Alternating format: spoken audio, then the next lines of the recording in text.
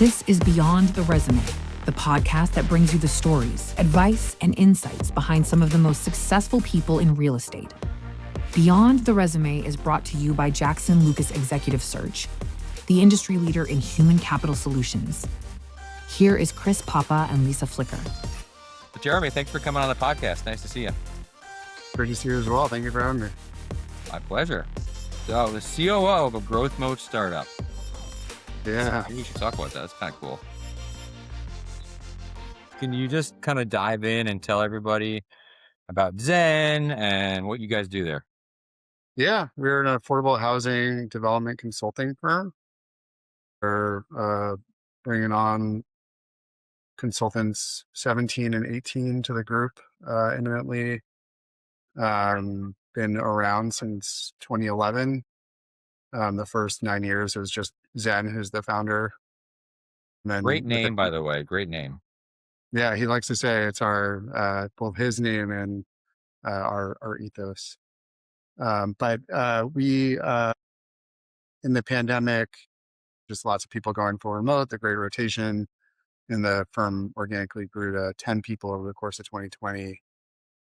And then when I moved back to California right before the pandemic, I worked at Eden Housing and then Bridge Housing, where I worked with consultants from Zen. If I had one of my project managers go on leave or somebody left, I'd pull in as consultant. So I'd have known Zen for some years, and then he poached me away from Bridge coming on 2 years ago now, and really to kind of grow the group. We're also a emerging developer in our own right. We'll just close on project number 5 in December, closing on the Cool.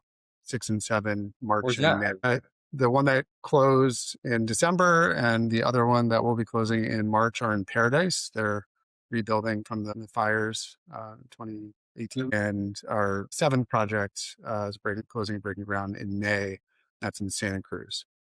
So you're all, I mean, I know you have got some folks outside the NorCal. Are you looking at projects other places too or no? We've not looked at doing development deals outside of California. We do consulting in a number of other states, more about our firm. So we've grown a good amount over the last couple of years. Primarily, I'd say, 85% of our work is in California. We're California experts in affordable housing development. Everyone on the team used to work for affordable housing developers. And we we're Swiss Army knife consultants, from doing project management, either for a discrete phase, or like a construction closing, a conversion, or doing full service project management from beginning to end. Sometimes we're slotting in for funding application, supernova, tax credits, or others. We're doing a lot of strategic consulting work to clients, helping them to figure out the right pathway to get their project financed.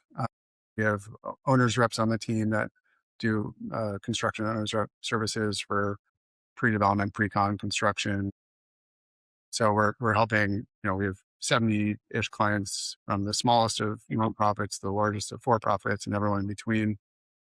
So we touch a lot, and that's what makes my job so interesting and compelling, is I get to see so much in so many different types of projects, and we really thrive in kind of out of the box projects that are unusual or different, have some special sauce that we can lend to them. Right. So I love my job. I'm COO, so I do business development and contracting, administration, invoicing, kind of all the things. I also am a principal in terms of our consulting work itself, where mostly overseeing our staff on their engagements, also some direct consulting work. And I'm director of development hat for our own development deals. So I'm, kind of wearing 3 hats of a growth mode organization, which is super exciting. But between that and my 2-year-old and 5-year-old, not getting much sleep these days. Man. Well, let's dig into Jeremy, the person. Where did you grow up? How did you even hear about this type of job? How did you even know about this world? Yeah. Well, I grew up about 100 feet from where I'm sitting. Nice. In Oakland, California, not by design, but by happen chance. Ended up living right in the little corner of Oakland that I grew up in. One of my dads is an architect. I've always been interested in the built environment. Had never heard of affordable housing at any point till I was in grad school, where I was getting a master's in real estate development. And Yeah, I kind of guess so. How felt, did you went to school? What did you study?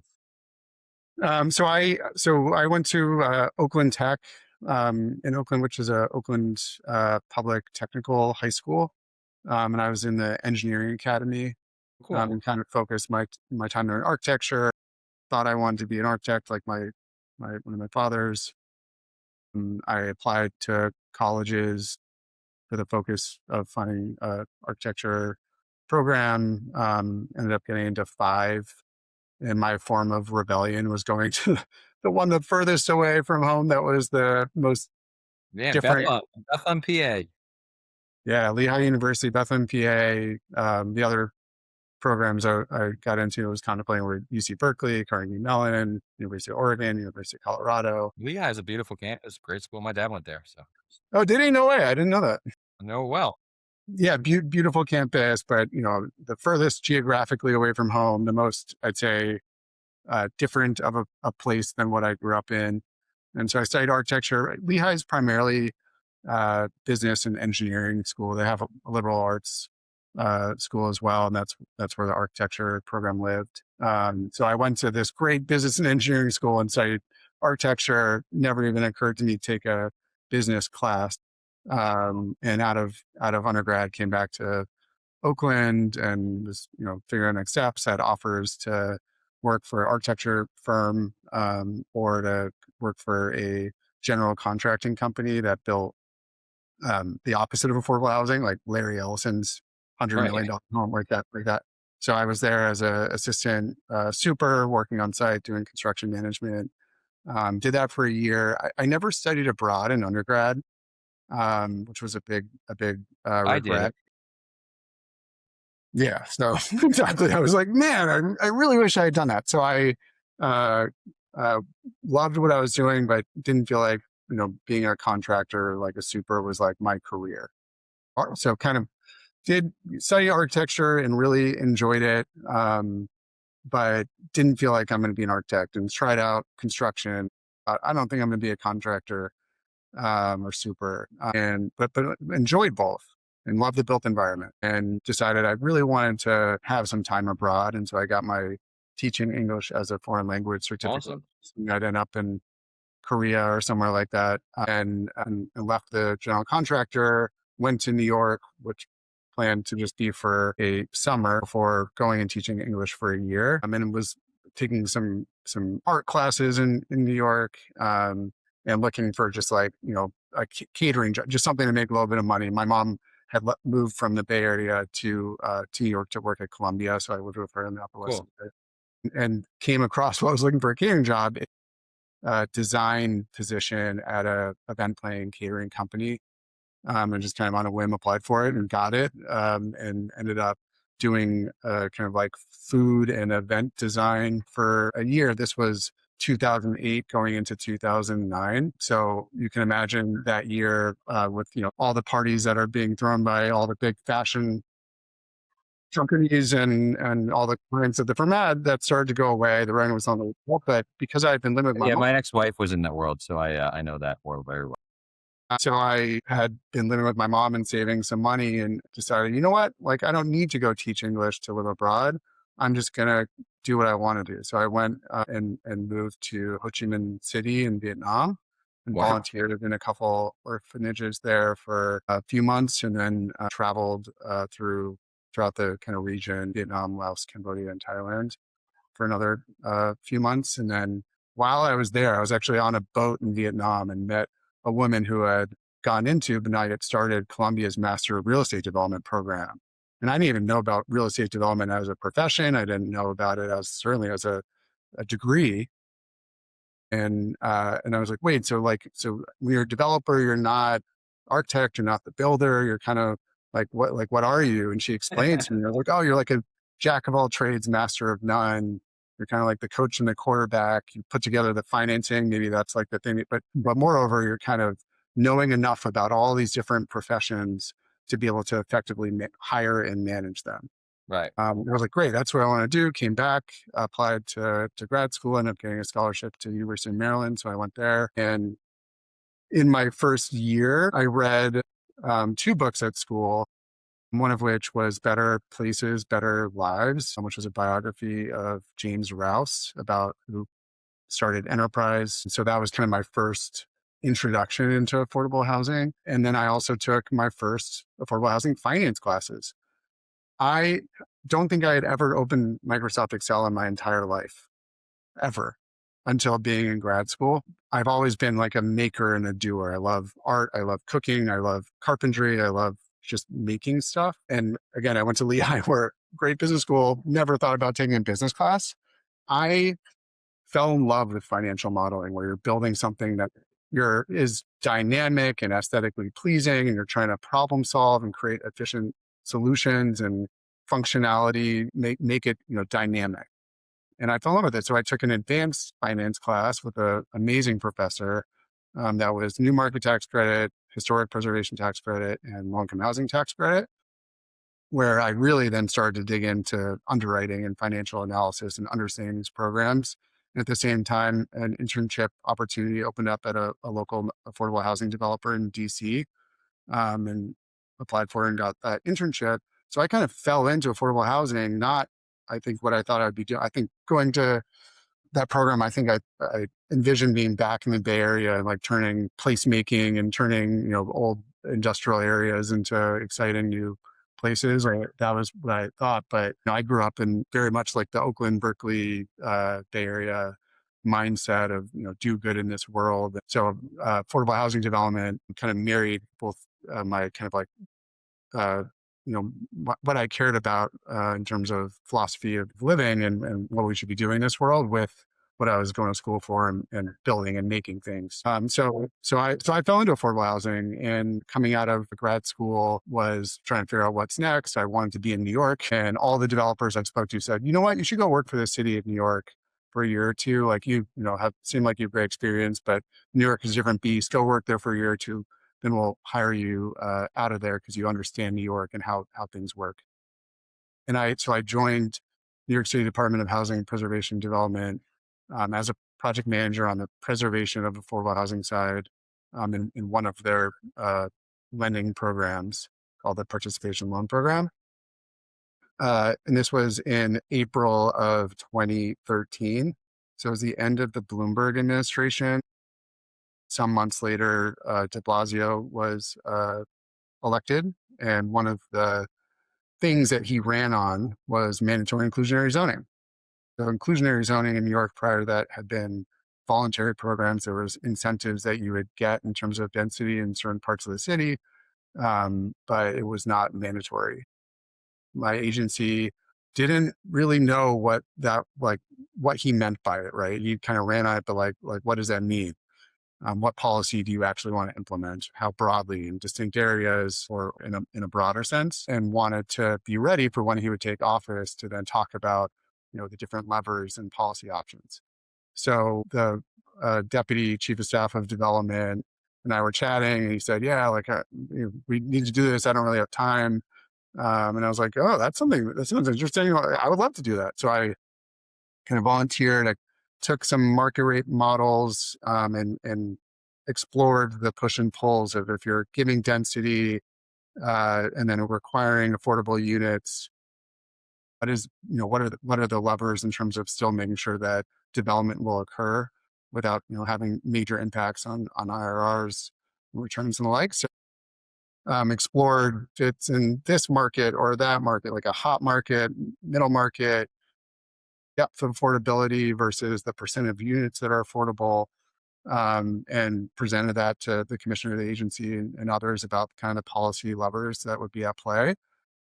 And when he took office and, there were decisions being made, I then hired the consulting company in partnership with other folks at the agency and managed them through the process in terms of taking the analysis I did and taking it steps further. And that final report was the basis of de Blasio's mandatory inclusionary zoning program. So cool. And that exposure to senior leadership made it that when the de Blasio wanted to do a housing plan, I was tapped by senior leadership to work with the assistant commissioner for preservation on the preservation chapter of that plan.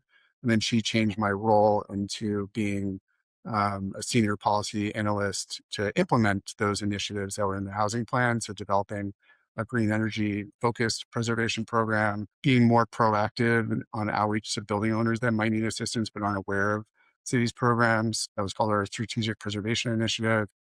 And other things, also a tax exemption in exchange for affordability program, which we had kind of been negotiating and doing ad hoc, but wanted it to be formalized into a term sheet, like a program, which is now called the Housing Preservation Opportunities Program. And then I, at that time, developers were starting to be kind of interested in me, but I was at the intersection of policy and implementation. And city of New York is so unique that they get their own allocation of tax and bonds, tax credits, all the subsidy centralized with them, project-based Section 8. So it was kind of like a one-stop shop between HPD and HDC, the sister agency that issues the bonds for all policy making. It's not like California where there's cities, counties, states, different state agencies that are all kind of having their own priorities and policies, and you have to figure out how to make them mesh. In New York, it was kind of like we could create policy and implement it in a vacuum without, there's sure considerations to rent stabilization, which is legislated on the state level, and the tax exemption programs are legislated on the state level. But really, we were able to control and designate, and I loved it. And it was not abstract; it was very tangible and real. So I stayed, and I moved up the managerial ladder every year. 5 years on the preservation side, I was promoted, and then the assistant commissioner for new construction left, and I applied for that. So I became appointed position of assistant commissioner overseeing the new construction team that financed the new construction of affordable housing in New York. And so I did that for a couple of years. And in this time period, I met my now wife, who is also from Oakland. And as we got engaged and looking to get married and start a family, it just made sense to come back to the Bay Area. So that was what prompted our move in January of 2020. We got married in Mexico on February 29th, 2020, and flew straight to South America for what was going to be an open-ended honeymoon. We had 4 countries planned, but if we were having a great time, we didn't have jobs lined up from when we got back. I had a bunch of consulting work lined up in New York that I could do from wherever. And so that was our plan. And then all of a sudden, the world is shutting down around us when we're about 2 weeks in. And we scampered back when the Bay Area had already shut down. And then a few days later, found out she was pregnant. And also all the consulting work kind of dried up with all the uncertainty. So pounded the virtual pavement during March, April, May of 2020. And that was how I landed as associate director of real estate development at Eden Housing, which was, I'm so happy that they took a flyer on me. I have all this managerial experience, right? When I was assistant commissioner, I was overseeing a team of like 30, 35 folks, but California is totally different than New York. Sure, everyone uses tax credits, but so much is different. And they slotted me in at the perfect level, right? Where I was close enough to the projects that I really, an understanding. It was kind of like my 2-year crash course in affordable housing, and I was overseeing about a dozen projects and got to see collectively across all those projects the full life cycle of development. I also hadn't worked for a developer, right? Like I other than an internship in grad school. So I was there for 2 years, and then Bridge Housing poached me to be director of development for one big master plan project in San Francisco, really complicated. And I was kind of like really excited about it, to go and just like get my hands dirty on one project and be in the weeds on this really complicated 17-acre, 1,100 unit project. Did that, and then things at Bridge shifted a little bit, and they shifted me to both being director of that project, but then also being director of development for NorCal, so overseeing project managers. So kind of shoved back into being a people manager when I was hoping to just for a couple of years be squarely focused on one project directly. And was there for a while. And then, as I said, Zen, who I'd been using his consultants for my whole time in California, approached me about coming to be in a principal role and help him grow the business, and pulled the trigger and did it. And now I'm almost 2 years in. I thought in that change that I would gain certain things, but also lose things like ownership and continuity. So I thought, maybe it would have a certain cost, and it could not have been more different. I've been able to be involved. Like Bridge and Eden are great, and they do these big, great projects, but they both kind of have like a box. And now I work on way outside of that box, right? On so like from the smallest of supportive housing projects, we're helping a client in San Francisco called Safe House, that is primarily a service provider for survivors of human trafficking, but they bought a building and tried to figure out what to do with it. So we've been project managing that. It's going to be it's fully financed. We'll be starting construction in probably June of this year, where we're doing full service project like doing real estate development is not their core competency. They kind of bought it, and then we're like, okay, now we're going to figure out what to do. So we're project management full. So we're like work on something like that up to like huge master plan, very multi-hundred unit projects and everything in between. So I get so much exposure. My learning trajectory has just gone exponential, right? Like That's I get awesome. I mean, I think it's great that you work for the city. I mean, a lot of people I feel like the city gives people such responsibility above your like private sector, right? Like you wouldn't have that much responsibility. And so like people who work there for a while, like usually come out really prepared, ready. absolutely. And in New York City, HPD is just like the people that work there are so smart and so dedicated. I loved my time working for the city of New York. Of course, there's always bureaucracy and things you're banging your head against the wall about, but I really loved my time there, and was afforded opportunities that I certainly would not have been opportunity otherwise. Um, you had recommended I listen to one of your podcasts before we tape this, and I don't know when this one's going to be posted, but in early February, had a interview with Seth Bynum, who Yeah. at HPD was a spring chicken, new to his career project manager who I worked with a good amount. Cool.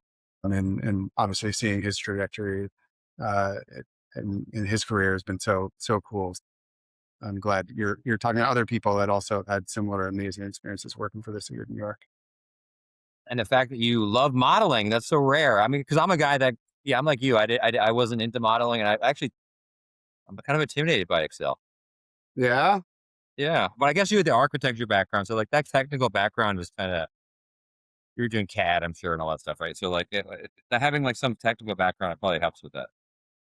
Yeah. I mean, I think it's an acquired taste. No question. But I from grad school and then through all the policy work I was doing at HPD, and now, at Bridge and Eden, they kind of had their model, right? Like that was built, and worked within that model. But now, since being a consultant, we've built, I don't know, 8 models for clients for different things. We're creating models for, like, right now, we were engaged by Housing Authority of Contra Costa County to develop a repositioning plan for their portfolio. So, which one should they rad convert? Which one should be redeveloped? Like, what are the sources? How does it work financially? What would they get financially out of it in terms of bringing on JV partners? So, built out a massive kind of model that has data for each of their properties, and then which pairings make sense and why. And so like, I love building financial models like that and creating, basically made it so all the data is in there, and then we can select which 5 we want to pull. That's the max number you're allowed to have for a scatter site project. So like up to 5, or if I just click this one on, this one off, this one on, and then it just flows through this massive financial model to tell me if it's financially feasible or not. And so I love doing that kind of. I mean, that sounds like a really cool project, stuff like that. That sounds better than like, I don't know, it sounds very interesting, doing something like that. So I understand why you like the consulting side of it. And the Yeah. fact that you're doing some of your own development too, you can So I stretch still it. get I still get the ownership. I get financial stake in those projects. Like the one in Santa Cruz is my baby. It was there from, help find the site, get it under contract, apply for every source. Now it's going to be closing, which from when we got site control to the construction closing is going to be less than 2 years, which is lightning speed in our industry. So still get ownership and still get to be involved in projects throughout. And then also in touching all these other projects for more discrete portions of it, but just getting that full exposure. I also don't have that much minutia, right? Like when you work for in the city of New York, when you work for a developer, there's, in these bigger organizations, there's minutia and bureaucracy that take up time, right? And I don't have that in my work anymore, which allows me then more time to then work on the actual work. And so I've really, really enjoyed being a consultant these last couple of years and getting to support all kinds of developers on their projects. And so it just feels like it's been a win-win-win, like checking every box for me in terms of my career and professional development. Yeah. So, I mean, what advice would you give somebody looking to be in affordable housing development consulting? Like, it seems like your path was, I mean, you had a very, you didn't plan on this. You were going to go to New York and do ESL and yada, yada, yada. And it kind of ended up here. So, like, on a boat in Vietnam, I think, right? Yeah. So, like, what advice would you give somebody who has an interest in this world? I think it's just start somewhere. I think, there's rarely somebody I've met in this industry that went to college thinking, I'm going to do affordable housing development and was laser focused and had a very linear path. It's not, I think, there are some professions that require like maybe like an attorney or a doctor that like there's a path and the internships that you have and then the getting placed and then like a clear ladder in terms of getting to the end goal of being like partner or a doctor. This is not, I don't think, one of those industries, and people have had all kinds of interesting pathways. I think, folks that should do what they're interested in, right? And like follow and not, you may have an idea of what's going to come, have like a 5-year plan or a 10-year plan but like, it's okay to be flexible and to let your career and passions kind of drive where it goes. And I think for people that are on the outset, like early on in their career, and just trying to figure out how to get in somewhere and start, like I think find that first job and start. There are different programs and certifications and things like that. Sometimes you just need like a little flag on you saying, hire me to get that first job. And then by doing well and being passionate and wanting to learn and grow. And like what I did was do things outside of just your, what your job description is and volunteer for things. And just, there's all kinds of industry groups and things that you can get involved with. So I think it's just about talking to people and hearing what people do and figuring out what it is that you're interested in and what is your pathway to getting there and being okay if that destination shifts along the way. I think we're not doing rocket science over here, right? We're not, like the financial model I'm doing is generally like arithmetic, right? Like you need to know some formulas, you need to understand the concepts. And I think being a good affordable housing developer is understanding how to be organized and bring organization when there's a lot of partners at play, be it consultants that you're managing, municipality, city, financing sources, lending partners, like these deals take a village, right? And so bringing organization and having really strong communication, and then just like critical thought and passion, like those are the things, like learning the financial components of it. Like it's all pretty straightforward. Like I can teach that to anybody.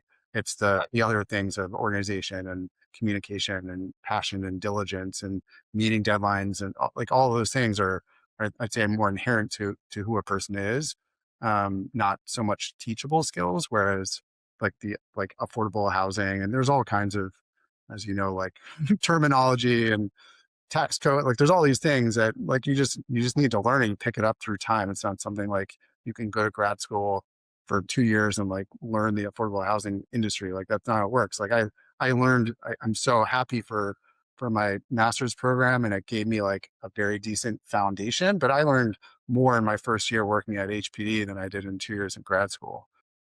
Right. So it's just, yeah, I think it's a great industry. I think, I was very nervous going into this last year with a new federal administration and what it might mean and this tax bill. And it, appeared for going in, to May and June, like the affordable housing resources were fairly safe, but I was just waiting for that shoe to drop. And then lo and behold, when the bill passed, which had so many things that are horrible for so many people in this country, it actually did strengthen the affordable housing industry. So now we're able to do even more work than ever. So it's a good moment in our industry. It's definitely a moment of change, and the landscape is shifting, but it keeps it interesting. And it's not like other industries where you're having to manage with no resources or fewer resources than before. Well, the landscape of this podcast just changed because you just sat on the hot seat, Jeremy.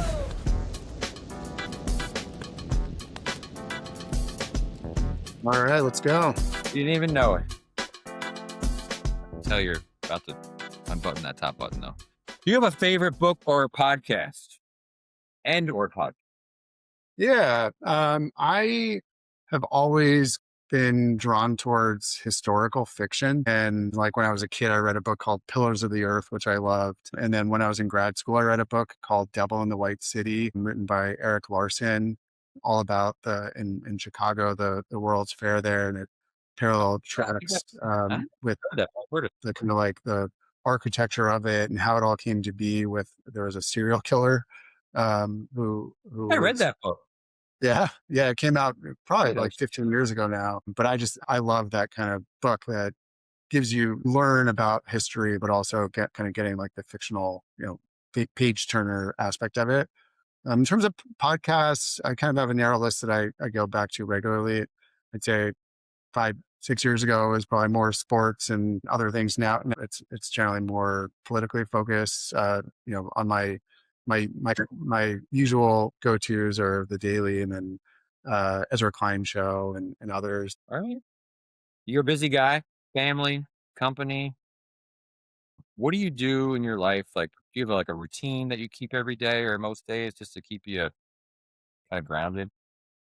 Well, what I really try to do is get exercise Monday through Friday. Weekends are impossible with young kids, but I block my calendar at various points in the day proactively, like recurring holds, and invariably a few of them don't get respected, but really try to get exercise Monday through Friday. Morning routines are the kids wake up and run in and wake us up, and then it's mayhem for an hour until we get them to school. But yeah, when you have young kids and working a lot, the routine is kind of determined by the kids and the work. So I really try to get that exercise in. I'd say 4 days a week, I'm usually successful. Yeah. Exercise for me is so important too. Just changes my whole everything, brain chemistry. Now we always ask, what do you look for when hiring someone? You kind of told us, kind of characteristics you look for. So I'm just going to skip that one and go to the mentors one. Like, which mentors have had the most impact in your career and life? Yeah. My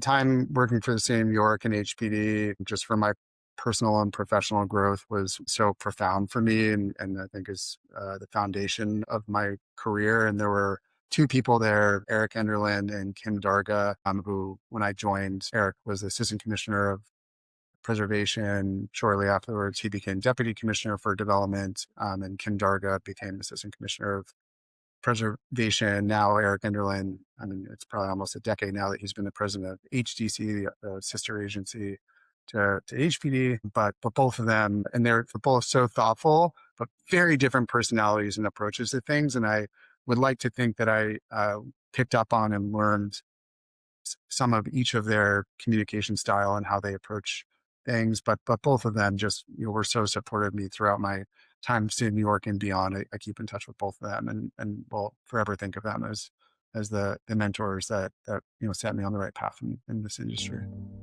Awesome, man. Well, Jeremy, I've met you in person. It's great to get to know you better, hear your career journey, and thanks for coming on the podcast. Thank you so much for having me. I really appreciate the chat with you.